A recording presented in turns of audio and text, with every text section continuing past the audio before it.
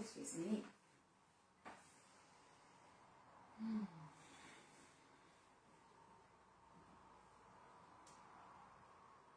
Hello. I am Jen Milson. I am jenmilson.com. I'm here to take you through today's yoga session.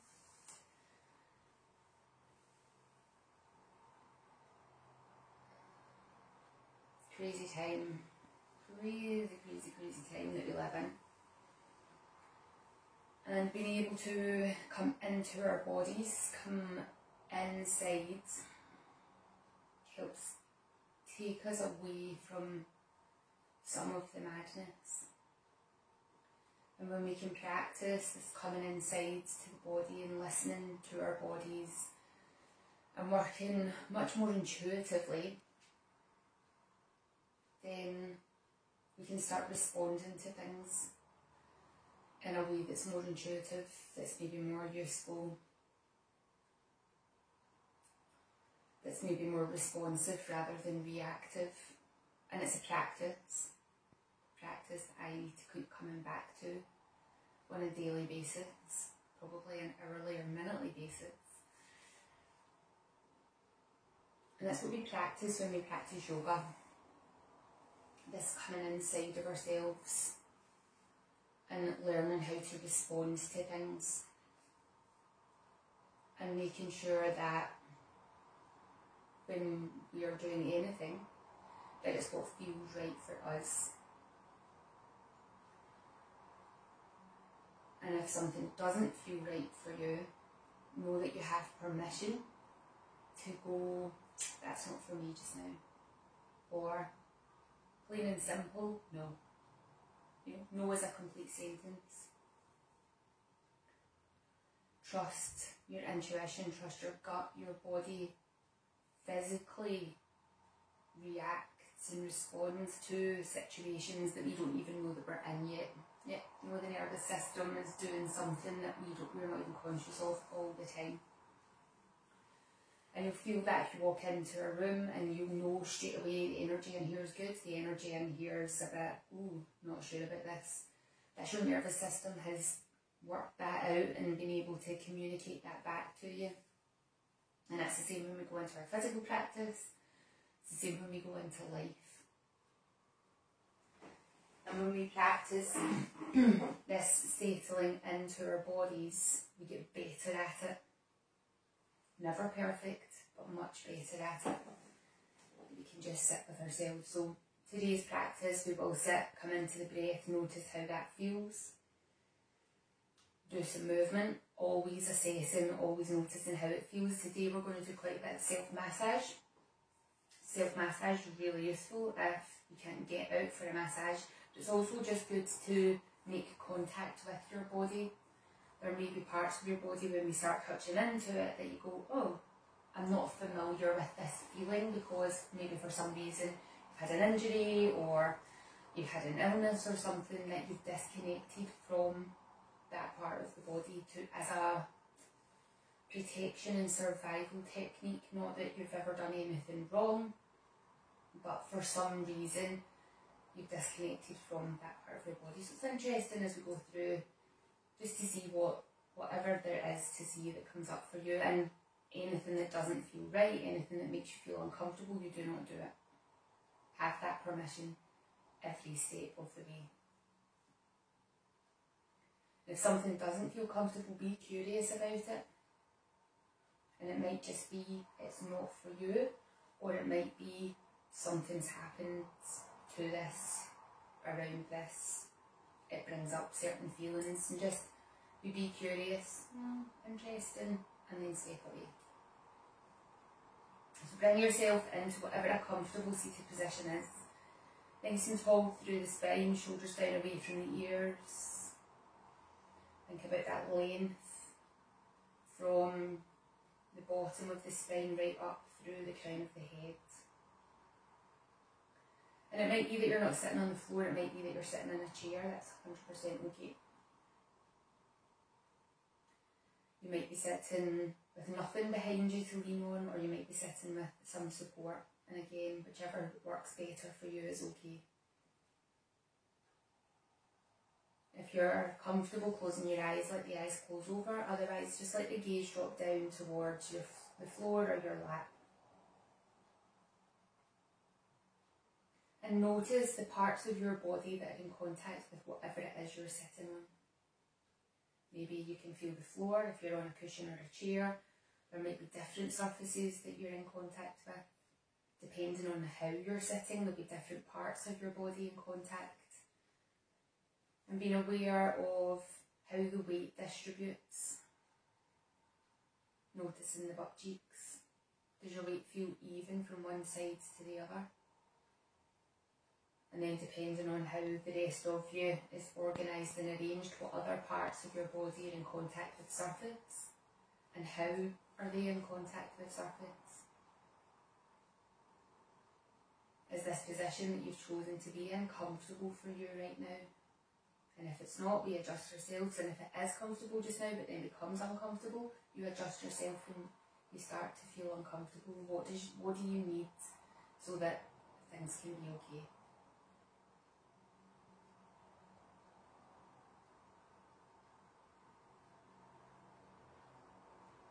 So if you're feeling like you're a bit erratic and you need to down-regulate slightly, if you're feeling a bit stressed or anxious about something and it feels like you just need to soften and relax, what I want you to think about is these parts of your body that are in contact with your surface, can you soften and melt into it? Can you let go of any tension?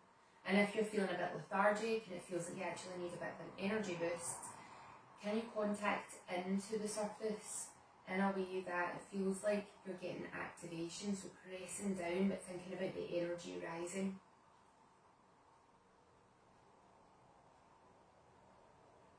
And it totally depends what your nervous system needs in this moment. And there's never a right or wrong here. But making sure that you're taking whatever energy it is you need to either down-regulate or up-regulate.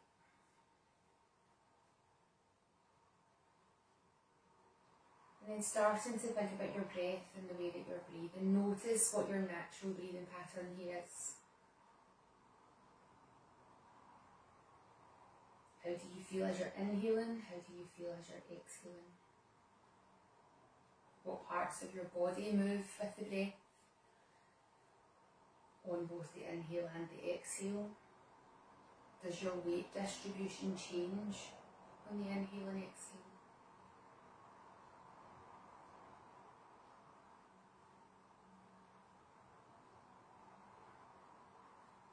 And if it feels like, if you're in that space where it feels like you need to down-regulate, use the exhale to help you down-regulate. Use the exhale to soften into your seat. And if we're trying to up-regulate, thinking about that energy lifting from the pelvic floor right up, and use the exhale again. So the exhale helps engage and send up. So again, just depending on what it is that you need when you're doing session right now. And if you do this session tomorrow or in a week's time or in a month's time, it might be totally different. Or even an hour's time, it might be totally different. But we're just honouring whatever it is that our body needs right in this moment.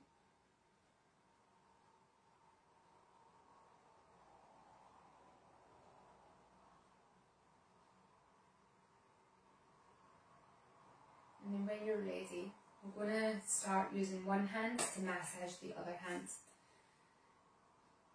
Using maybe the thumb on one side, the other fingers on the other side. Moving around the palm of your hand. And then maybe making a fist around one of your fingers and pulling out the length of it, and then just making your way up each of your fingers. And then there might be another part of your hand that's calling for your attention, it needs some movement, or you want to explore a bit further. If you hold things a lot, whether it's your phone, whether you're typing, whether you're holding a pen or pencil, this joint at the base of the thumb can get really, really tender. It can get really, really tight, so it's good to spend some time in around there, freeing up that tension. There's also a point in here between the thumb and the index finger at the base where those two fingers kind of meet. But when you press on it, that's really good stress reliever. So So if you're feeling really wrought up and anxious, just bringing your thumb to one side, other finger to the other side and pressing on there. Really good to stimulate relaxation. When you've done one hand, go over, do the other. So each of the fingers going around the palm of the hand, and it doesn't matter what order you do any of this in. Use your intuition, just go with the flow, feel whatever the feels are.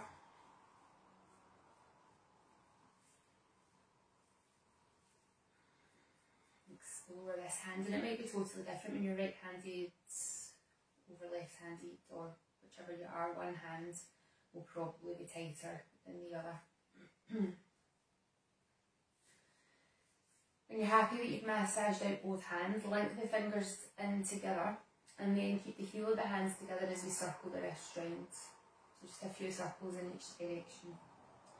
And then noticing which is your top thumb, extend the fingers out, adjust the position of the fingers so that your other thumb is the top thumb, and then move that around. And if this is the first time you've ever done this, it might feel really weird.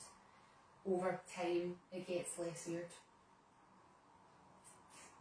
And then lengthen all the fingers out so that they can rest against each other. And start to bring the hands down into prayer position and let the elbows come out to the sides and come down as far as you can where the heel of the hand still stays together. This is just moving up into the wrist and the forearms a little bit more.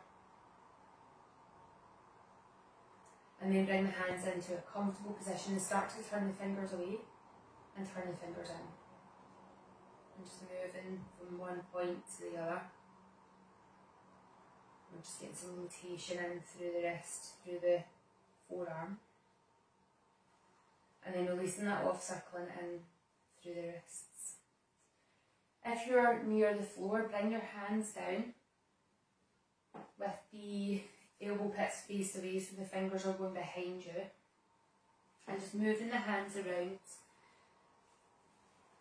And you might, if it's really tight, you might want to stay back a bit. If it feels like it's useful to come forward and get some more stretch, start to come forward.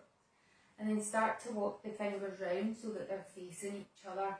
And maybe can you go so that you're pointing behind all the way round. It's almost like you're trying to do a full 360 turn here and then go all the way out. Seeing how far round you can get and all the way in.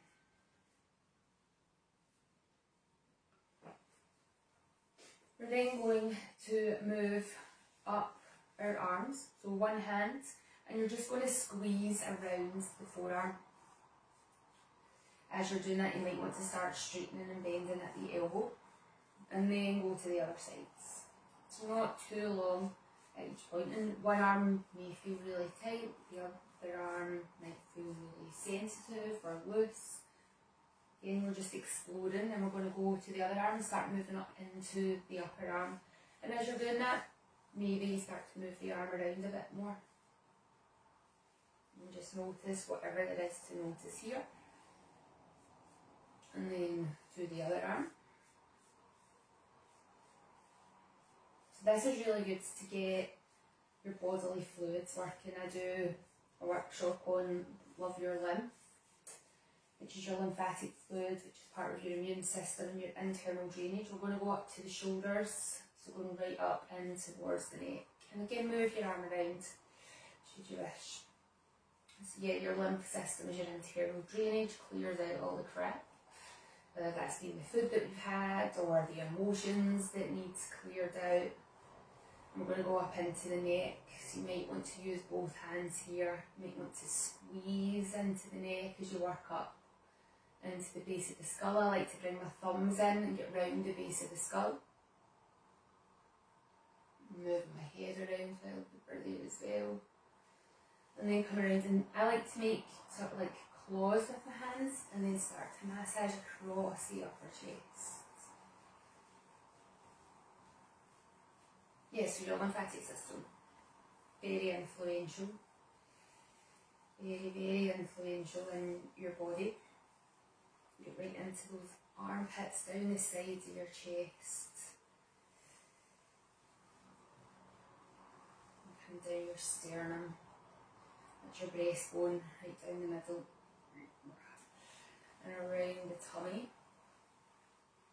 And around the waist. And come and round the back. If we were in a class and allowed to touch each other, we'd get you to be rubbing up or back on each other, but because we are online and we are by ourselves, we can't do that. Coming around those hips, right in towards the groin, and you might need to change the position that you're sitting in as we move down into the legs. So shifting yourself if you need to and coming in around the thigh.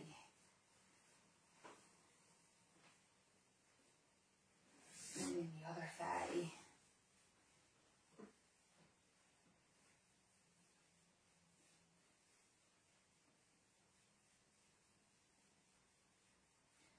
Around the knee, and then the other knee. So if you find that you're cold all the time, doing this regularly down into the calf will help get your circulation moving. So your lymph system, if it's congested, then your circulatory system, your blood is going to get congested as well. And you won't be able to get that flow all the way to the extremities, to the fingers and the toes. And a lot of people, especially coming into winter, complain of really cold feet, and quite often it's congestion in the system. When we unblock those congestions, that then allows the flow to happen much better. From here we're then going to go down into the feet and ankles. Really important to get your feet. So access one of your feet. I like, again, the same as I did with my hands, thumbs on one side, other fingers on the other. You might prefer to get your knuckles in or the heel of your hand. There's no right or wrong here. Another workshop that I have is the foundations of your feet and doing foot and ankle mobility and strength.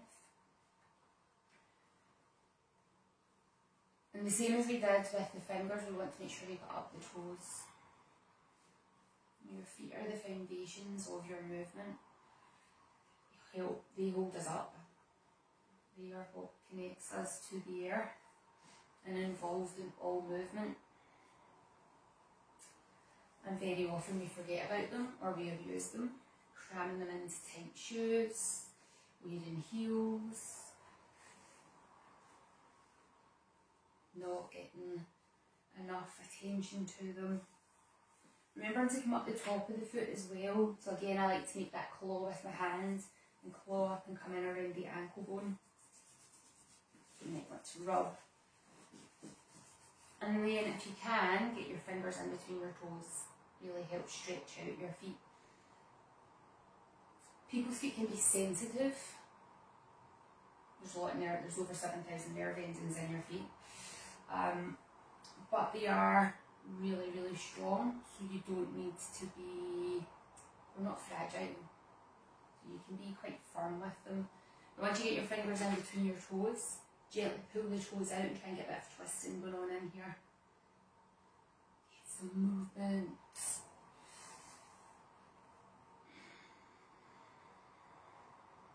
And then when you have done that, you can release off your fingers. Before we start on the other foot, just have a quick notice, whatever there is to notice in your feet.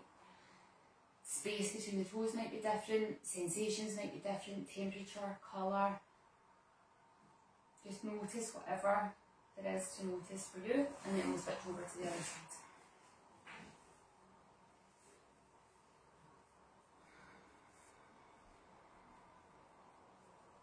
And remember, when you're going through all these body parts, there may have been parts of your body that surprised you, that were tender or tight, that maybe you thought, that's interesting, I must come back and do a bit more work around this. If you can spend some time doing this every single day, you know, if you were sitting on a Zoom call, you could be sitting, squeezing in around. If you're sitting watching the telly, even if you've got kids, it's really good to get kids doing this sort of stuff. Get them involved, get them exploring, get them understanding what's going on in their bodies and what their bodies need.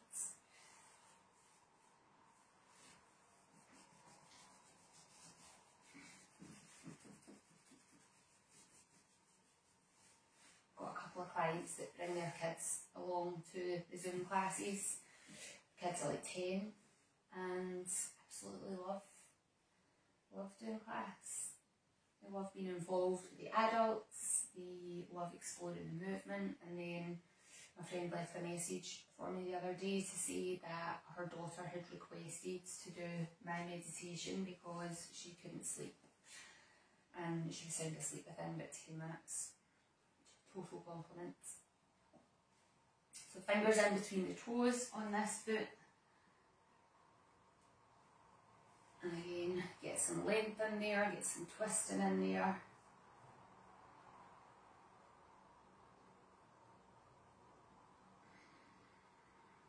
And then when you're ready, release that off.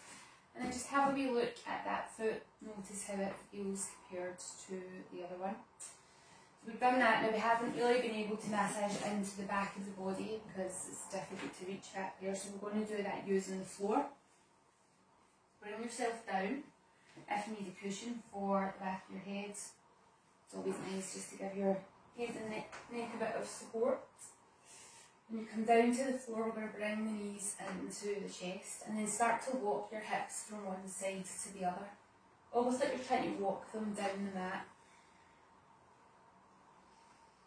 And that's just going to get some movement in around the back of the pelvis.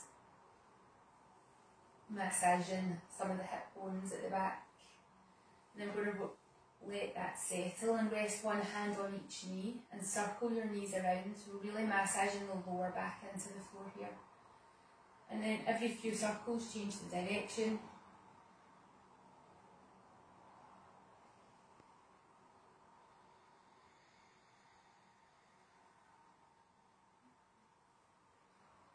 And then we're going to keep one knee still and start to do one leg by itself.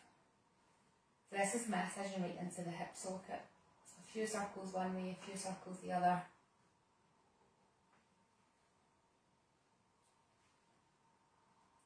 And then switch to the other side, getting those circles in.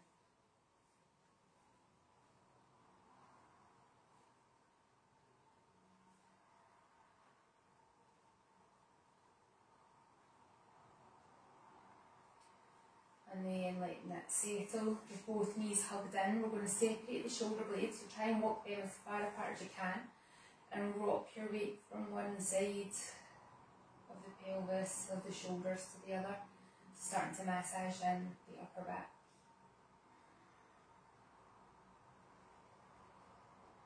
Now take some big deep breaths in here. When you've got the knees brought into the chest, that helps send the breath down into the back of the body. And that means that when the ribs fill into the back of the body, it pushes the rib cage out slightly, massaging in and around the spine and really helping free up any tension that you might be holding on to there. And then when you're ready, we're going to let the feet come back down onto the floor. Bring the arms down to the sides of the body with the palms faced up.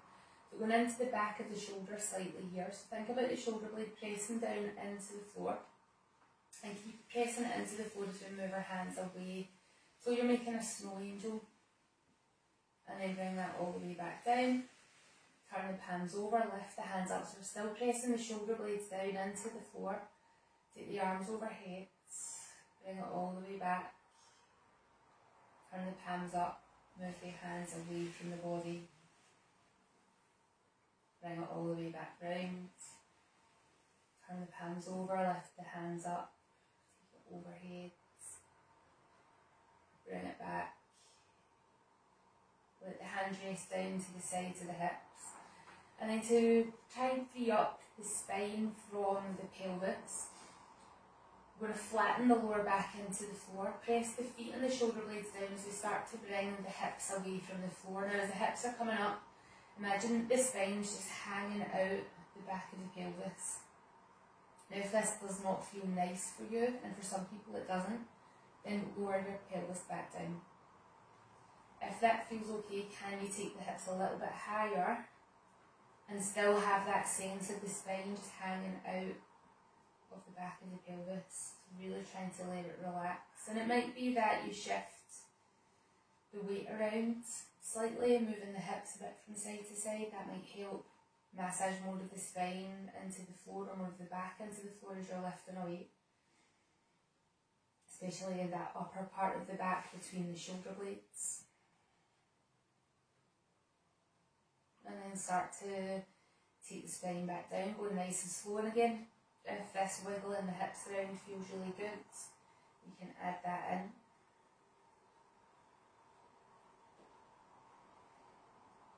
And then once your backside comes back to the floor, whatever movement your body feels like it needs here, give yourself that movement.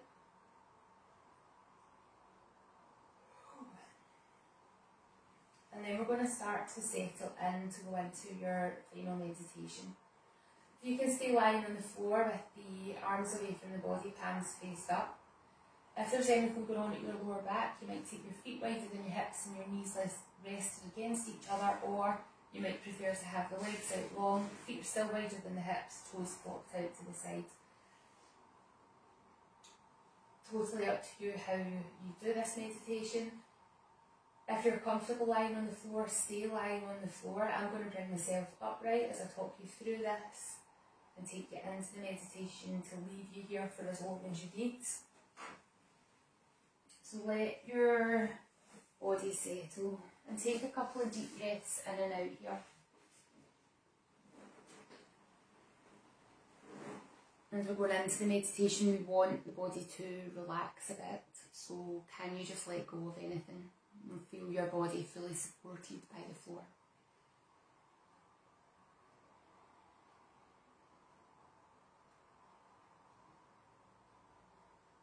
Can you allow your body to become a little bit heavier?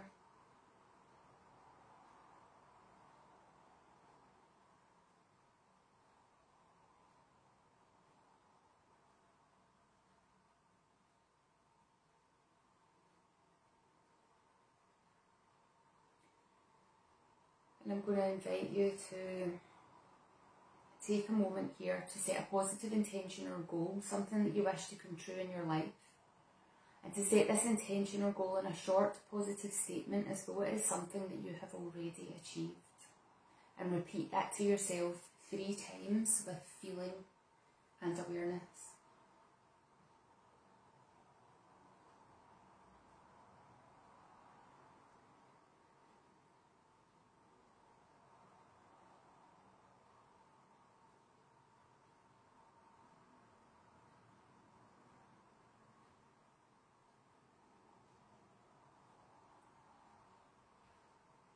And then I'm going to invite you to take a moment to give yourself some thanks and gratitude, feeling the appreciation somewhere, anywhere in your body. And just really getting a sense of that appreciation, that gratitude. You've given yourself the time, the space, the energy, the effort to do this practice.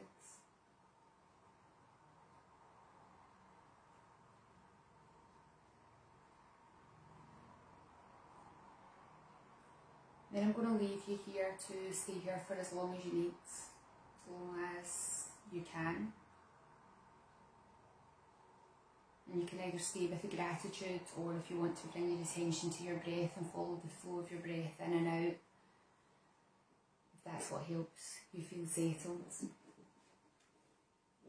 And then only when you're ready do you introduce some movement into your body and take yourself off into your day. And take with you the sense of peace and calm and the ability to respond that you've cultivated during today's session.